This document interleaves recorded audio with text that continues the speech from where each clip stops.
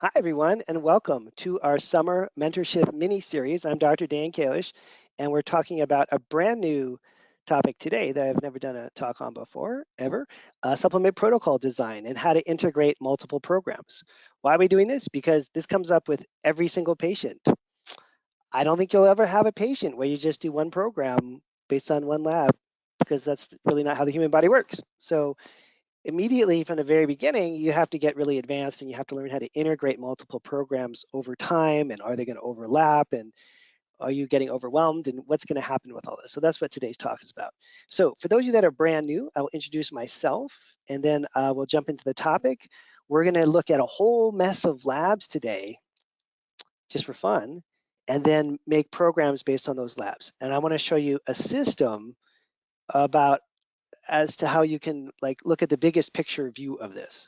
Okay, that's something that I found very confusing in my first 10 years of practice. So for those of you that are brand new, I am Dan Kalish and welcome to this class. I have trained thousands of practitioners in functional medicine techniques and practices. We do at the Kalish Institute, we're kind of focused on practice building, business building, a big emphasis on lab interpretation and understanding the biochemistry, but an even bigger background emphasis on how can you build a successful practice. And successful to me means that you're helping a lot of people, as many people as you possibly could, that you are having enough time for yourself so you can spend time with your family and loved ones, take care of your own personal health, be a good planetary citizen, recycle, I don't know, whatever it is that you want to do that makes you a better person. And then that you're also actually making money.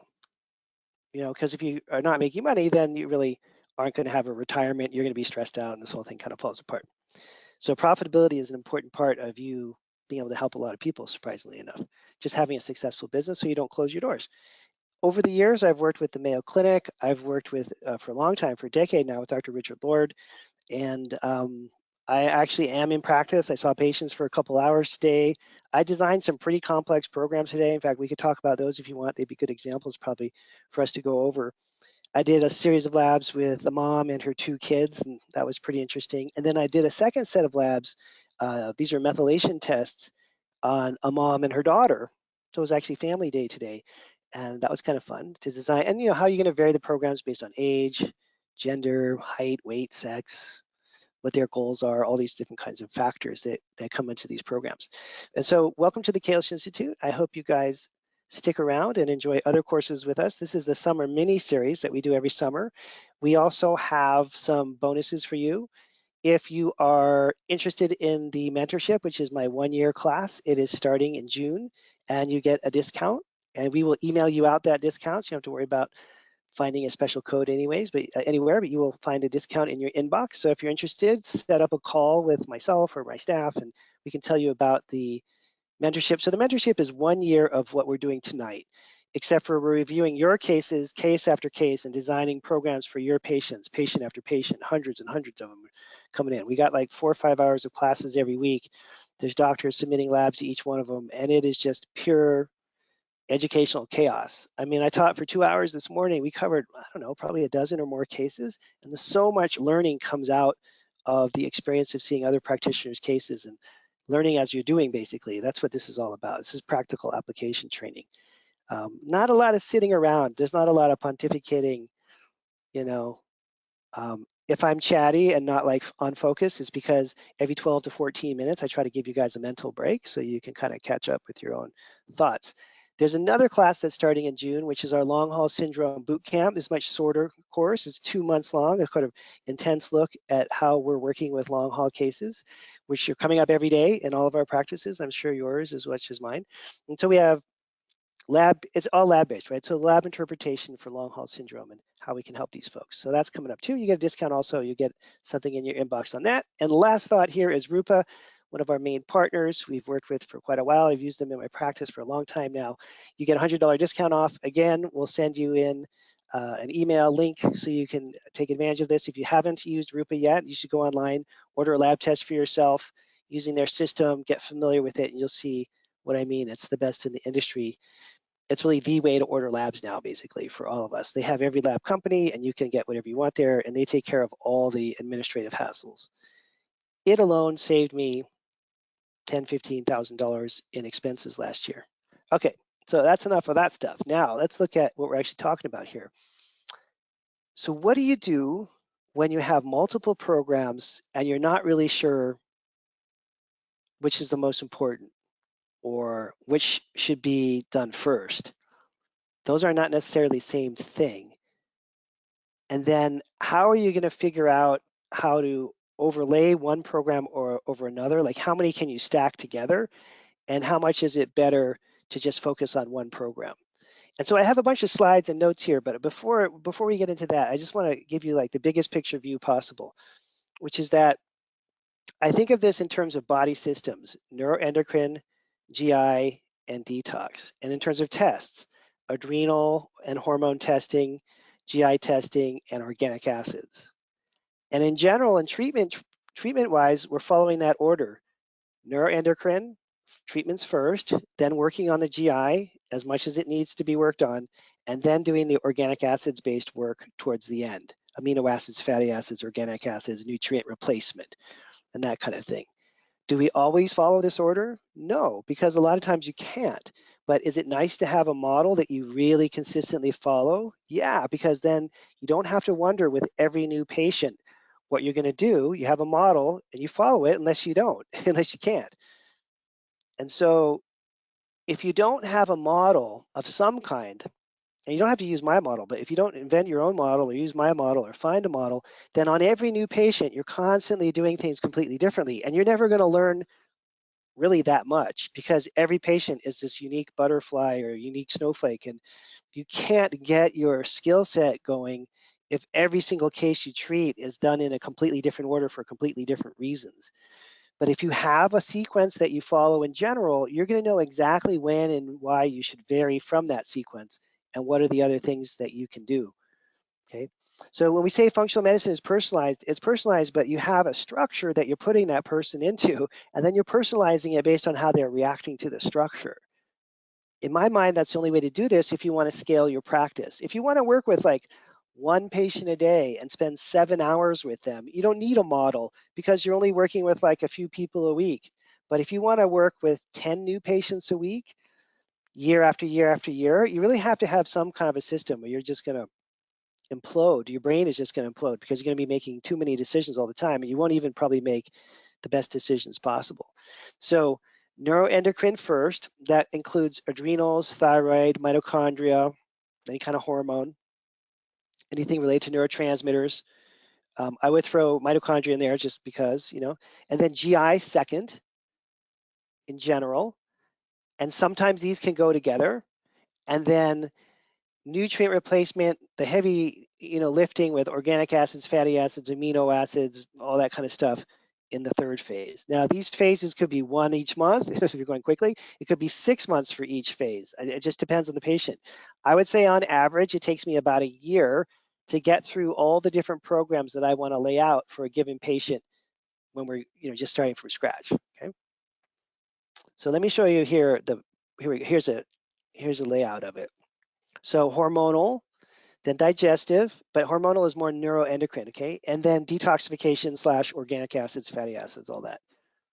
Then if you follow this basic sequence, then let me show you here. Yeah, if you follow this basic sequence, then a couple things happen. One is you start to get really good at it, and you'll start to be able to spot people a mile away that you need to do something different with. And if you do the same things over and over again for a while, you're just going to get better at them. And then you're going to be able to vary these kinds of programs really easily. But if you're doing something completely different every time, it's just hard to learn actually have any sense of progress. So let me show you here. I have another slide here I want to show you. This will kind of clarify it a little bit. All right, so neuroendocrine, GI, and detox. Detox, for most of our patients, may be the most important thing, but we generally run the higher risk of having side effects and causing problems if you start with detox. My two main teachers in the early 1990s, Dr. Bill Timmons and Dr. Michael Leibowitz, both had personal health crises.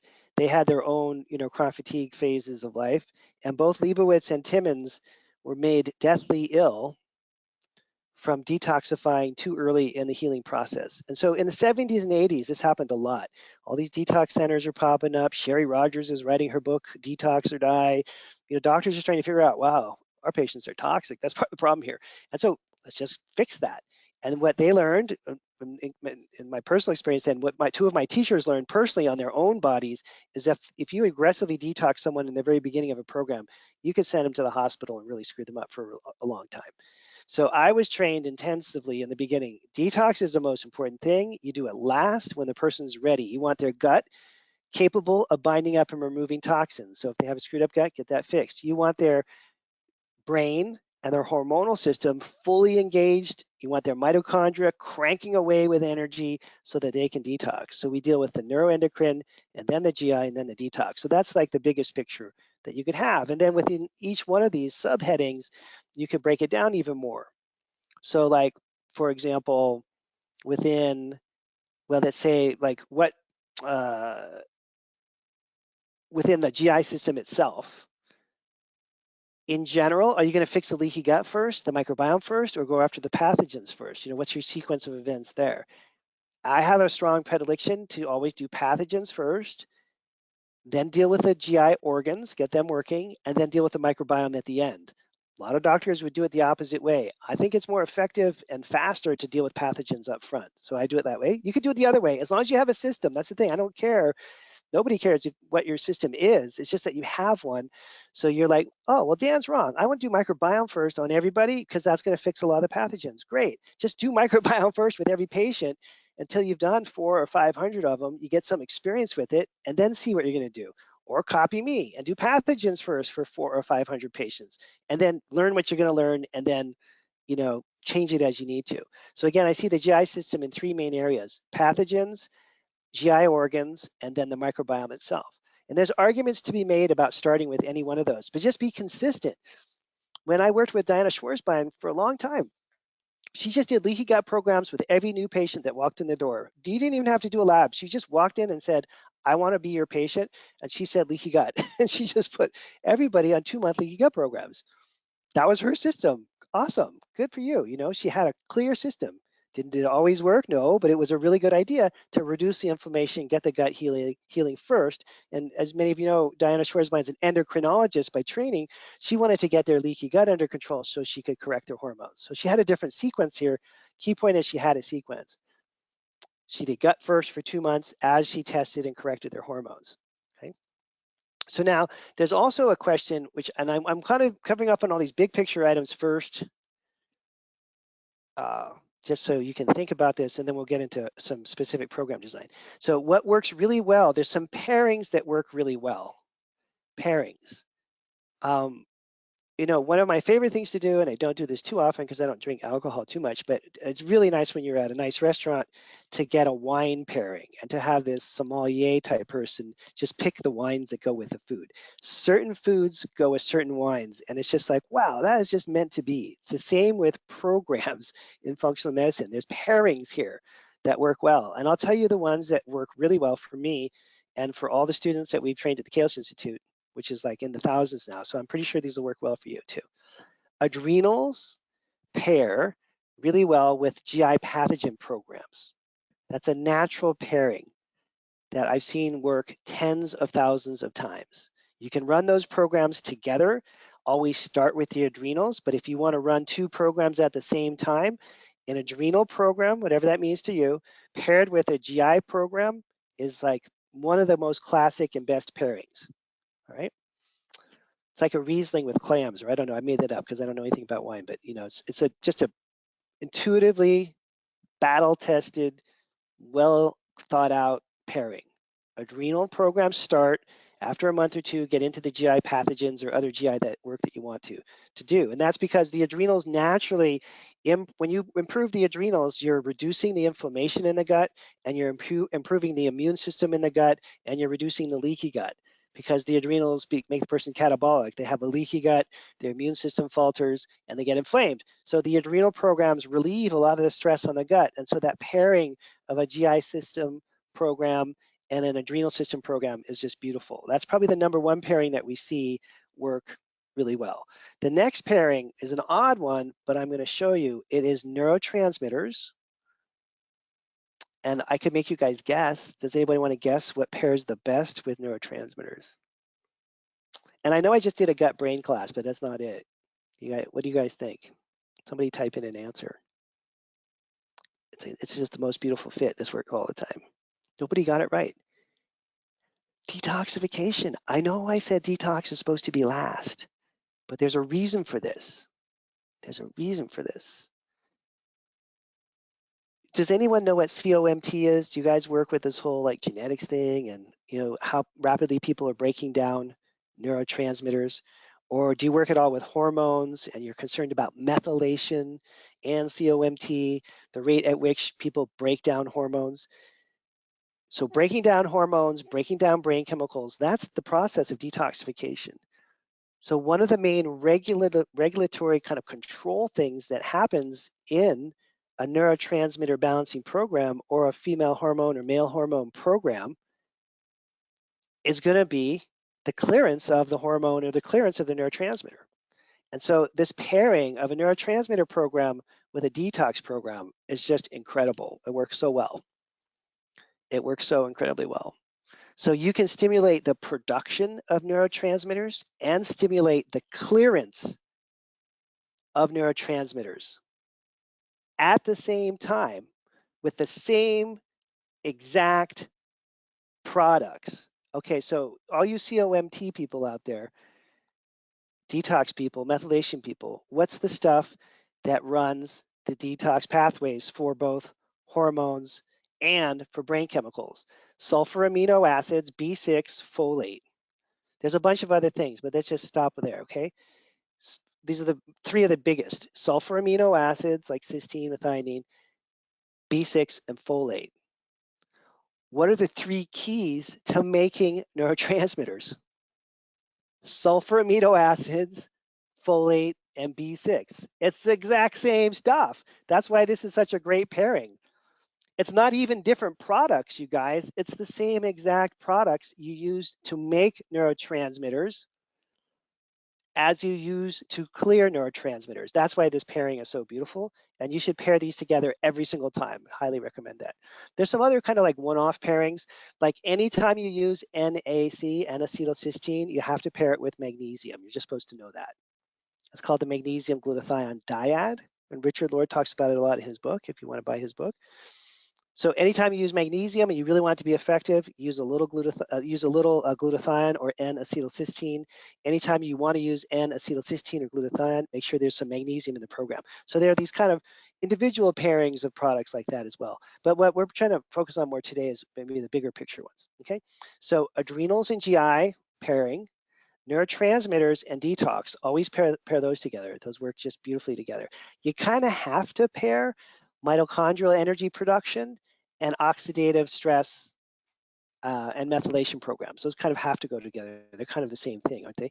Okay, so those pair together. So to answer the bigger picture, so you can figure some of this stuff out on your own. To answer the bigger picture question is, once you get multiple lab findings back and you've got like 5 or 8 different things you need to do, think about this in terms of pairings. Think about it in terms of body systems with neuroendocrine first, then GI, and then detox. And then think, okay, there's an adrenal problem. I'm going to start there. In a month, I'm going to do the GI protocol. That's my pairing. Now, when you do a wine pairing at a nice restaurant, and you're in the middle of your clam dish with your Riesling, and again, I made that up. I don't know if that really works or not, but just pretend. It's a Chardonnay. Maybe that works. Okay, it's a Chardonnay and your clam dish. And you know the duck is coming next. If they brought out a Cabernet in the middle of that course, would you be like, oh, that's great, I'll just take the Cabernet? No, you wouldn't. You'd be like, no, I'm paying all this money to get the Chardonnay with the clams and the Cabernet with the duck. So you're not mixing, okay? You're doing adrenals and GI until the GI is done. Now we're on to the next course.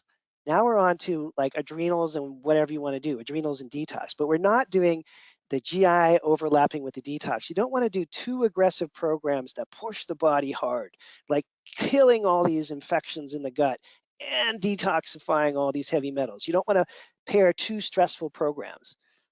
Okay, so you see how this works? It's adrenals in GI, adrenals supportive, GI killing of pathogens, challenging.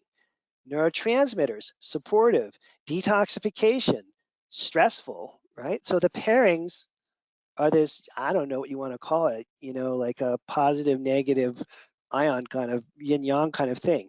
So adrenal supportive, strengthen immune response and inflammation, reduce inflammation in the gut, reduce leaky gut, kill the GI pathogens. That stresses the gut and the system. Neurotransmitters obviously regulate the brain. The person's feeling better, their brain is working better. Then you go after the toxins and remove them. So that's stressful and challenging. Okay, so you want to pair these things in ways that make sense. So those are the two pairings that we see the most often in terms of lab evidence, where you'll just see on the test that there's a big adrenal problem and a big GI problem, knock those out.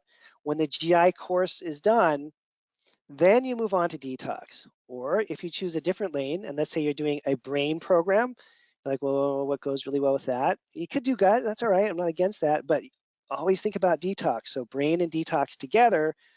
When you feel like those programs are winding down, then you could come back and clean up something else in a different system if you want. Okay. And then also with energy, that's mitochondria, you're pretty much always having to think about oxidative stress, glutathione, and methylation. Okay, so mitochondria and methylation, M&M, those two together too. All right, so that's our big picture view for the moment. And then let's look at the list that I put together here, and then let's go find the list of real stuff. So adrenals, thyroid, neurotransmitters, mitochondria, female hormones, food, GI pathogens, leaky gut, detox, nutrient replacement. That's just the same exact thing as I just showed you on the graphic slide. Okay, so let's go hunting now. And I'll come back. Let's do a program, then I'll come back and show you some more details with the slides here. So let's find a good example. I pulled up 200 million labs here because I just couldn't really settle on one set, but let me find the right one here. Here we go. All right. So this is a Genova adrenal stress test.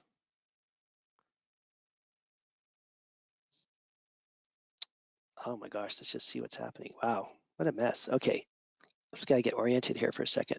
So we're just gonna quickly do this because I'm not supposed to be interpreting the lab, I'm just supposed to be doing program design. But anyways, let's just say the DHEA is extremely low. Like it's underneath a 10. That just makes me want to sit down and cry for a few minutes. That's extremely low. You don't see it that bad very often. The cortisols are low and high, which is the worst thing that could happen to the human brain. Half the day you're low in cortisol, which is just low, lowness, and then your brain is getting fried with high cortisol. It's like putting your brain cells in a frying pan and just cranking it up to high. It's just not a good situation for any human being.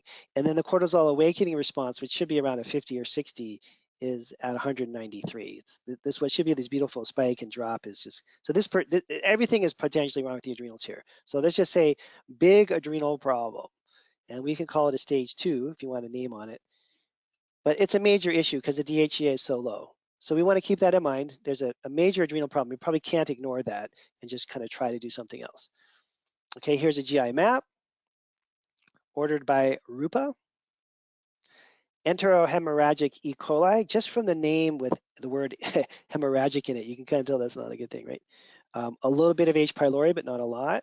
Commensal bacteria, kind of wonky, but doesn't look that bad. Oh, okay. And then we see a half a dozen dysbiosis markers. So now we've got an adrenal problem and dysbiosis. Okay, so and let's just see if there's any other gut issues. Oh, and a yeast overgrowth also. So now we're getting into multiple complexity, right? Because we have 2 infections. I just picked these randomly. I really don't even know what I'm looking at here. Chilomastic mesninli. So there's a parasite, protozoa, so it's a parasite. So that's 3 GI infections. Oh, this is a doozy, isn't it? And then elastase is low. So that's low pancreatic enzymes. And secretory IgA is low, so low immune response. That's just from the gut. So dysbiosis, candida, and a parasite, low pancreatic enzymes, and low SIG-A. That's 1, 2, 3, 4, 5. Plus, we're not even counting the enterhemorrhagic thing, right? Which is And then here's an organic acids test. This is from the Great Plains Lab. Recently just changed their name. And just to keep it simple, let's try to not look at everything on here. Let's look at the mitochondrial part maybe and see what's happening there.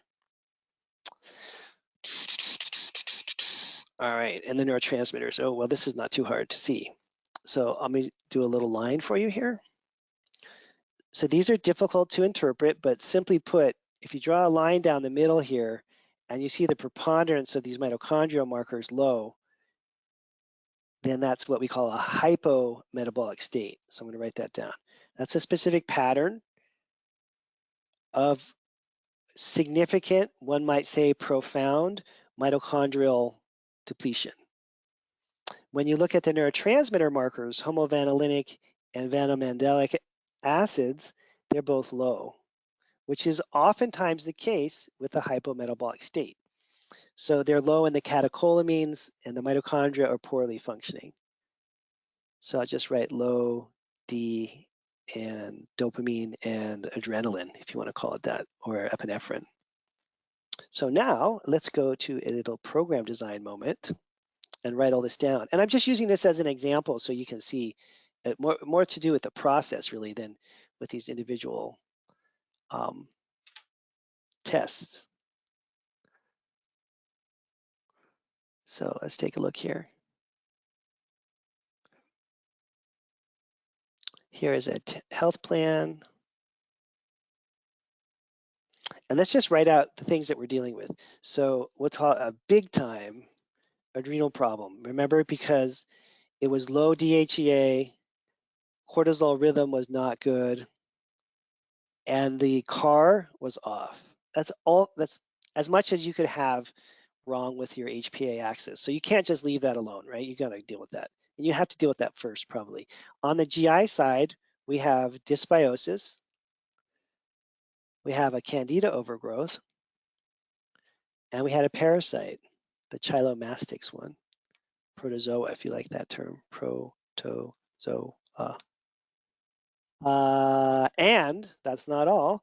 We had low enzymes, low pancreatic enzymes, and we had low SIG-A, which is low, this is called low immune response in the gut. And then we had a big mitochondrial problem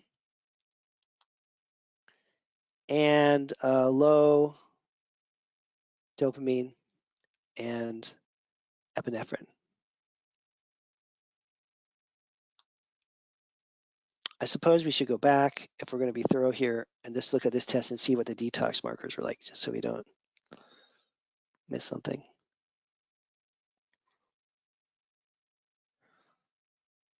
Okay, that's not good either. So pyroglutamic acid is low. So now we know, this is not probably a big surprise to any of you, but just to confirm, we also have low glutathione, which you could call a lot of different things. That's oxidative stress, whatever you want to call that, okay? So now,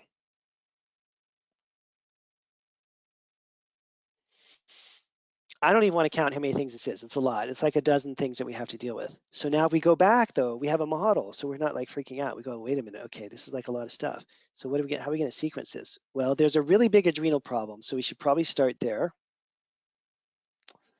But their neurotransmitters were not very good. And their mitochondrial function was poor. I don't know, you can start with all three of those if you want. You could just do a straight up neuroendocrine program for the first 2 or 3 months. Or you could pick one of those, 1, 2, or 3 of that neuroendocrine system. And then as soon as a person's starting to feel better and you're confident that they can handle the blow, then you go after the pathogens, which in this case is dysbiosis, candida, and a parasite. You have to clear all that stuff out.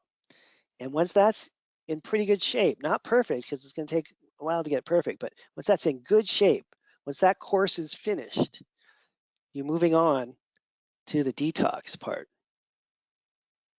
Okay? So there can be a little bit of overlap, but you don't want to run a full-on GI clearing program with a full-on, detoxification protocol. It's just too much for your liver to handle because there's all this debris coming from the gut. There's all this other stuff you're trying to process in terms of chemicals and heavy metals and ammonia you're trying to clear out. It's just too much for the human body to do. You can stack together multiple neuroendocrine system programs because that's just like feel good with the adrenals, feel good with the brain, feel good with the mitochondria. That is not taxing. That just makes people feel good, better, better, better, excellent, excellent.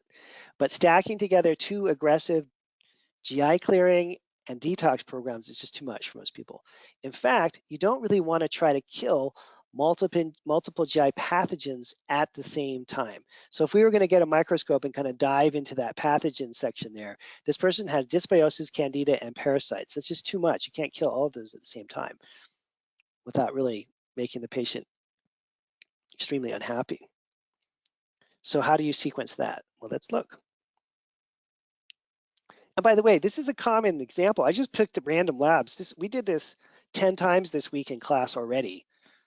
Okay, if you guys were in the mentorship class, you would be like nodding your head, kind of dozing off right now. You'd be a little tired. You'd be like, oh, we already saw that 10 times. Can he come up with something different? So let me sequence it then here. Because once you've done this like a couple hundred times, it's just gonna be second nature. So we're gonna do an adrenal program for 6 months. After about 1 or 2 months into the 6-month program for adrenals, we're going to do the GI clearing. Now, they have dysbiosis, yeast, and a parasite. Dr. Timmons taught me in 1992, and I still do this because I think he was right, that if you have multiple infections like that, always do the parasite first. Always treat parasites first. That's based on me being taught that and then me watching that work for 30 years. You could do it in a different order, but this really seems to work. The reason being that oftentimes parasites are behind the dysbiosis or parasites are behind the yeast overgrowth. So you may clear out the dysbiosis or yeast problem by getting rid of the parasites. It doesn't usually work the other way. Okay, so now we've got an adrenal program, a month or two into it, we're going to go after the parasites. Then we're just going to see what happens in terms of future GI programs. We're not sure. We're just going to put that on as a question mark. And then after GI has improved, we can go after the detoxification systems. We said there's low glutathione and all that. So that would be my basic framework there. Now, if you want to like fill things out and make the person feel better faster, you could do the adrenal program plus mitochondrial support, plus even neurotransmitter support. It's just a lot of supplements, and some people will be happy with that and some people won't. So let me show you what it would look like typically. And we already said this person's adrenals were in really bad shape. So we want the DHEA.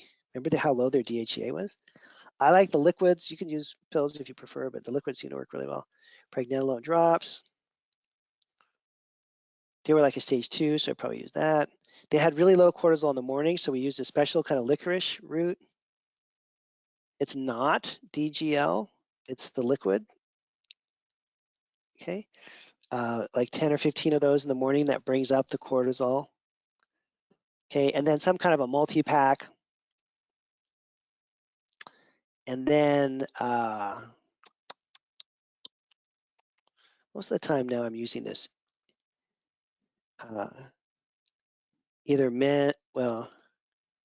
it's the Energize pack from Pure encapsulations. I like that one now. It's just all in one little thing. They just take it in the mornings. It's easier than the twice a day packs. But there's arguments. There's different kinds of packs you can use. There's arguments. You can go either way on that. And then some kind of an adrenal glandular support for someone that's that exhausted. Pure, again, has this stuff called adrenals. I like that one. I'd give her a little boost. And then some kind of metabolic support. Again, I use Metabolic Extra from Pure. Something like that. Okay, so that would be like a basis of the adrenal program. This is 6 months long. Then after that's been going for a couple months, we'd come back and we'd want to do the parasite clearing. Depending on the patient and the circumstance, you may use a prescription drug for this. You may also use herbal formulas. I use Micro Defense from Pure. It's like 2 to 3 of those with each meal. There may be a lot of other things you do. I'd also use their Ulta digeszymes because the person was low in pancreatic enzymes. So that would be something along the parasite clearing, and this would be about a 2-month program. And then when that's coming to an end, so that's maybe 4 months into the program, you assess, you see if you need to do more GI killing. If you do, you have to do some more GI programs. If not, then you can move on to detox support, which would be, in this case, they had low glutathione. So you could use the NAC and glycine powder. I use this every day with so many people. It's 1 scoop is 1,800 milligrams of each. And you can do that twice daily. So 1 scoop of the NAC and glycine powder from Pure, and that nets you out 3,600 NAC and 3,600 NAC. I'm sorry, 3,600 glycine and 3,600 NAC for the day, which is great. Just get their glutathione levels up, like that, all with one product. That's super simple. If you pair that with the packs and all this blood sugar support, this should work pretty well. So here's like an example then of all 3 protocols. 6 months on the adrenals, 2 months on the parasites, but give it a month or 2 to start. When the parasite thing's winding down, then you could go and do some detox support. Now, if you want to get more aggressive and get the person feeling better in the beginning, you could do something like just plain old tyrosine, because they were low in the catecholamines, remember? You could do tyrosine in the very beginning if you wanted to do some neurotransmitter support. And if you wanted to do mitochondrial support, you could use something like mitochondrial ATP. That's also from Pure in the very beginning. It just ends up being a lot of products and a lot of people can't handle it. So you have to kind of assess that. It may be better to wait and do a more complete neurotransmitter and mitochondrial program a little bit later. Or you can add in, sometimes I'll add in like 1 or 2 products just to get that system primed and starting to work well. Okay, so now, let me see where we're at time-wise. All right, let me see if there's any, let me go through questions here. Okay, here's a great question from Jay. How do you follow up with patients on multiple programs? So no matter what, and no matter how long the program is or how many programs they're on, I want to talk to them either once a month, and that doesn't usually happen, or once every 2 months. So I talk to them every 2 months. On the months that I don't talk to them, my health coach talks to them and checks in. So they're being monitored once a month. Every 2 months, I get to talk to them. Every 6 months, we have a big powwow and redo all the labs and that kind of stuff. But people need monitoring, or this is not going to go well. You have to stay on top of people. And honestly, a lot of the follow-up time is spent just saying, did you finish the GI program? No, I didn't, because I started throwing up when I took the Mastica. I'm like, oh, why didn't you tell us? I forgot to tell you. Okay, so then we have to there's a lot of reconfiguring that happens consistently. These programs are rarely followed perfectly. Or they might start off on their adrenal program and they're in month 2 and they're like, I don't feel any better. So I'm like, okay, well, that's not good. We're going to add in some Dopa Plus. This will make anybody feel good, okay? And if that's not enough, you just give them some extra tyrosine on top of that. So they're complaining about the adrenal program not working at month 1. I'm like, okay, let's just get your catecholamines going, because that's probably a bigger problem there than we thought. Add in some dopamine boosting products like these 2, and whoosh, you kind of accelerate or speed up the effectiveness of the adrenal program by doing all the adrenaline or epinephrine support at the same time. Okay. So oftentimes I'll make the program stronger, or we'll maybe even have to dilute them or cut out products or move products along, around as we're going through that initial bunch of weeks. Once they're on a program for 4 to 6 months, they tend to settle down. Oh, the name of the book is Richard Lord's book on, it's called Laboratory Guides. Let me show you guys this. You pretty much have to buy this book. It's expensive. If it's too expensive for you, then just wait, because he's coming out with smaller versions of this book. I just talked to him a few days ago. It may be another 6 months or something like that, but eventually Laboratory Guides to Health is the name of the book. And that has all the, it's the most thorough compendium on functional medicine testing out there. It's kind of like you have to have it. I have a original copy of it here. It used to be in a hardback book. Here's the original old one. Now it's same author, Richard Lord, but it's an ebook. So I'll just show you here. It's easy to find in our community. This is our secret community that you get access to if you join the mentorship. You get to access to all this really good stuff. This is like an advertisement, but really I just want to find the book. Here it is. Here we go. There it is, Laboratory Guides to Health, Richard Lord. You can buy it from iTunes or iBooks, and you can buy it from Google Books. It's an online book. It's $300-400, something like that. If that's too expensive for you, wait 6 months. He's breaking it out into smaller books because the main book is like, I think it's 1,200 pages. It's pretty hefty. All right, let's see other questions. Oh, Lindsay, thank you for asking that question. Lindsay's asking if magnesium shows up as sufficient on testing on the NutrEval, do you need to add it if using NAC? Okay, you guys want to vote on that one? You want to vote on that? She's bringing up a point which I wanted to make, so I'm really happy about that. So let me show you here on a test. It's hard for me to think unless I have a lab in front of me. I don't know why my brain has just been conditioned in this way, you know? So let me just grab a test here.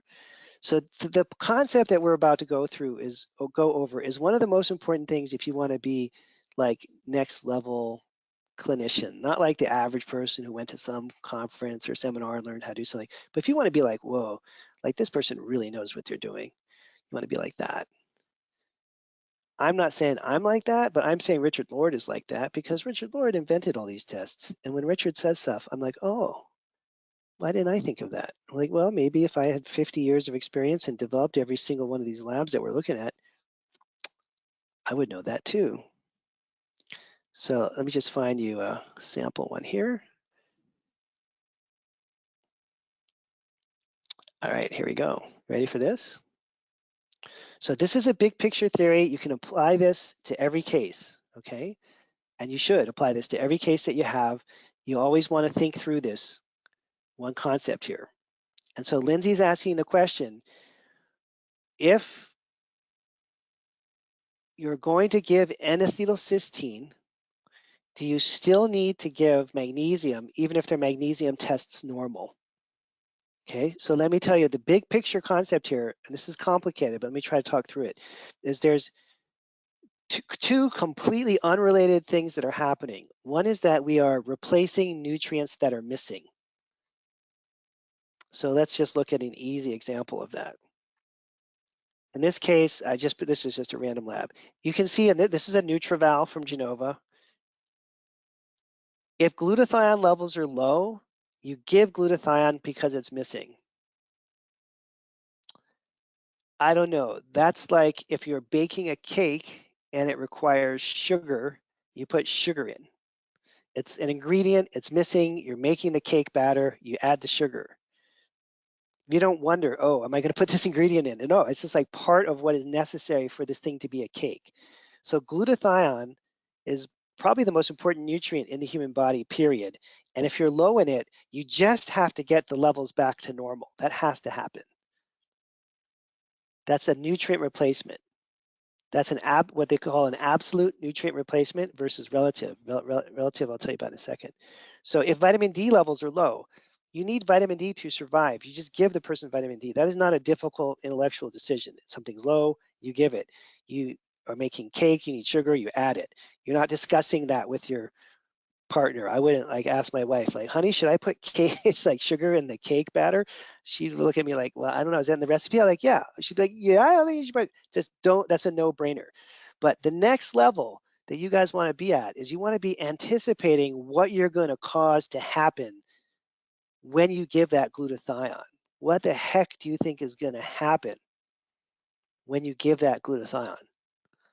And if this is a relative nutritional deficiency, you're going to induce a relative nutritional deficiency by giving that glutathione. So you've got to think this through, or people are not going to get the full benefit from your programs.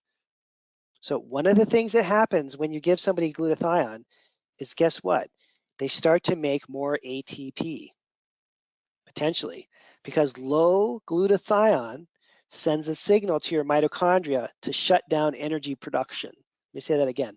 Low glutathione tells your mitochondria, stop it, guys, stop it. For God's sake, just stop making the ATP. Why? Because the main source of oxidative stress in the human body is the production of ATP. Every time you're making a little unit of ATP, you're generating all these free radicals, like 1 or 2% of the free radicals just leak out, and they screw your body up.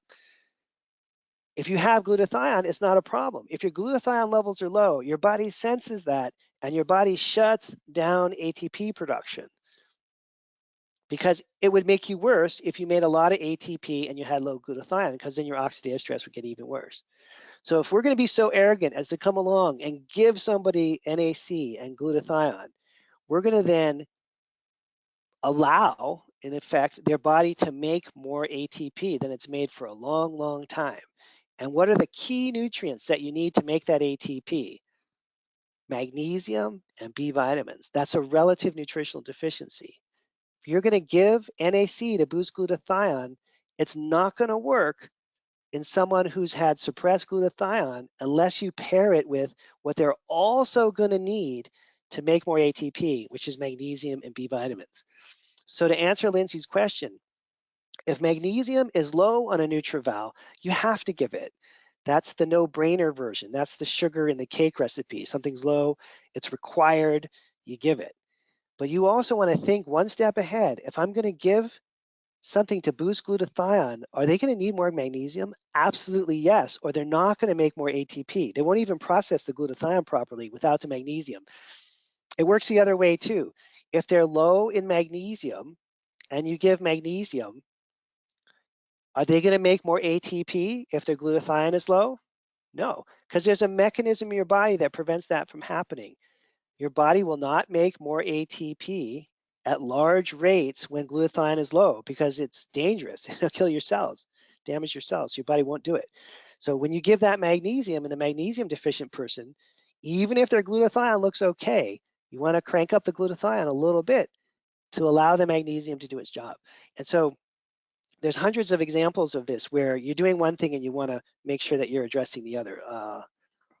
I'll give you one more obvious one so you can get the idea. And again, this is along the theme of pairings, I would say. So here's a NutriVal. You ready for this? So let's see if anybody gets this one right. Okay, so here we are. This is your challenge question. Put on your thinking cap. And I want people to type in answers. Whoever types in an answer first gets, like, I don't know, a gold star. I'll give you a virtual gold star. And Wendy just said, I never see anyone who has enough magnesium on a NutriVal. Yeah, the entire American population is deficient in magnesium. That kind of means that the entire American population needs glutathione support too, if you want to think about it that way. All right, so here's another example. This person is low in omega-3s. And you're thinking, I want to replace their omega-3s. What do you want to anticipate that you should give along with the omega-3s so you don't make the person worse? Somebody want to type that in? Omega-6, that's accurate, but that's not what I was thinking, but that's a yes, in this case especially. So that's a yes, but that's not what I was going for. I'll give you a hint. I'll hover over it, and we'll see if anyone gets it there. I'll hover over it, I'll expand, I'll circle it. Well, think about it. Just think it through it. Think through it. Yeah, you got it. Allison nailed it. Allison nailed it, and Joseph nailed it. You guys nailed it. Just think it through. If you're going to give omega-3s, what's going to happen? Your goal is to build more cell membranes. You're going to have more lipids, more of these super important lipids in the system. You're going to be building mitochondrial membranes, membranes for neurons, membranes for all the cells in the heart. You're going to be building a bunch of membranes with those threes. You do not want lipids oxidized or damaged. So if you have lipid peroxides high already and you give omega-3s, those omega-3s are going to get chewed up. Do you see that? It would be like if you have, I don't know, like, you know, those tree grinders. This happens a lot in my neighborhood. People cut down a tree and then they grind it up, you know, with these huge machines. And they just throw in huge tree limbs and it's like that, right? So high lipid peroxides means that the lipids are being oxidized. They're being ripped and shredded apart like a tree shredder. You know, if you ever see that Coen Brothers movie where they I won't tell you what happens, but they throw somebody into the, anyways, it's kind of a funny movie. If you ever saw that Coen Brothers movie, you'll remember that scene with the tree shredder, right? But anyway, so you don't want your lipid, you don't want these fancy, expensive omega-3s to grow into the tree shredder and have them oxidized and damaged. So you not only have to give vitamin E or CoQ10 to normalize the lipid peroxides, but you're going to be adding even more lipids on purpose. So you need to double up on whatever amount you thought you would give based on this marker here. You need to give at least double that because you want to protect the new omega-3s that you're putting in. See that? That's a relative versus an absolute deficiency. So this person is already low in antioxidants that protect lipids, but you're going to make that situation worse now.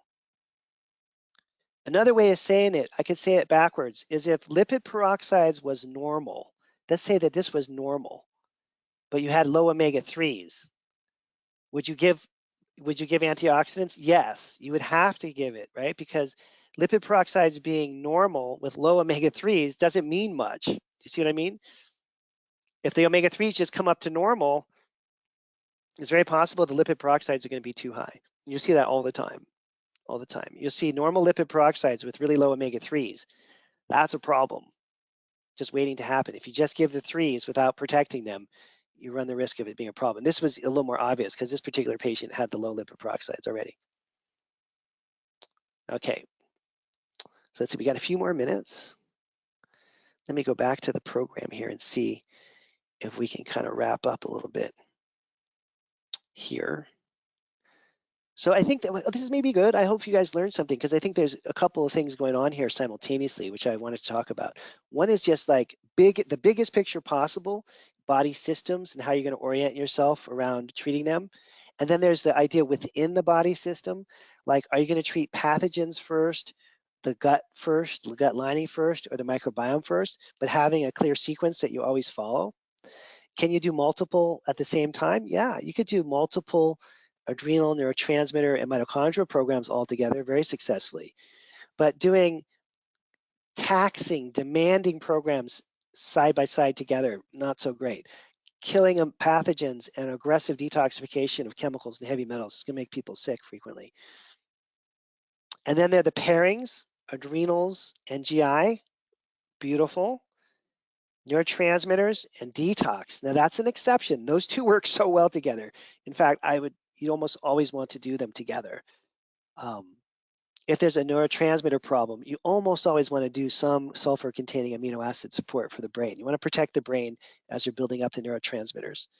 Just like you want to protect the gut as you're building up the adrenals. Just like you want to protect the mitochondria as you're doing all the things for glutathione and methylation and all that. So okay, those are the kind of the natural pairings. All right, and let's go back here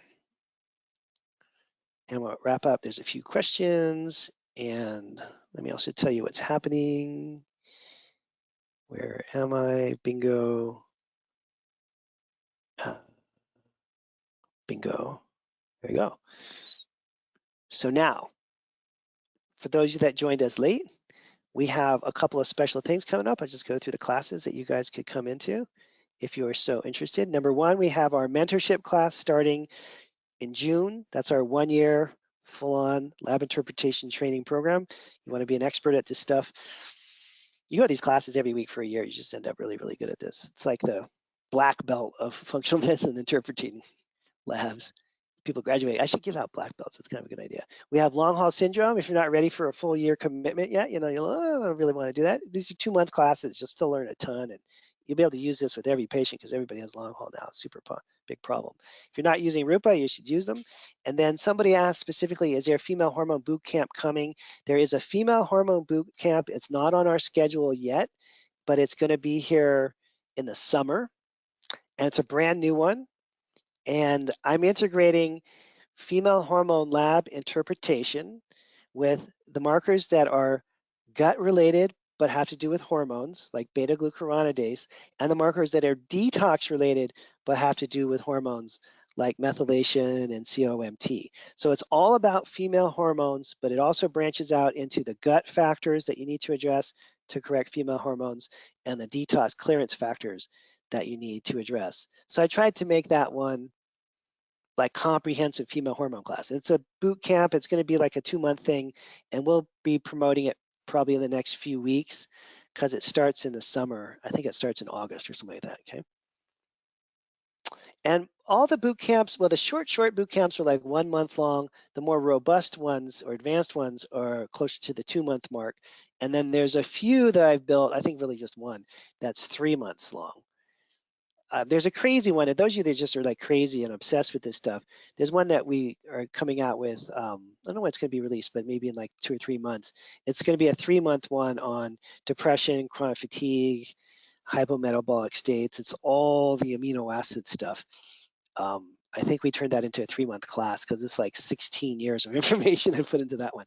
I overbuild all these classes. If you've ever taken one of them, you kind of know what I mean. I overbuild them with tons of stuff because some of you guys get through it all. Most people don't, but that's okay. I understand that some of you have time constraints. You can't listen to all the lectures, but we try to build them pretty robustly, all right? Okay, I think we're going to wrap it up for now. Thank you guys for participating and showing up, and I look forward to connecting with you at the next one of these, okay? All right, bye for now.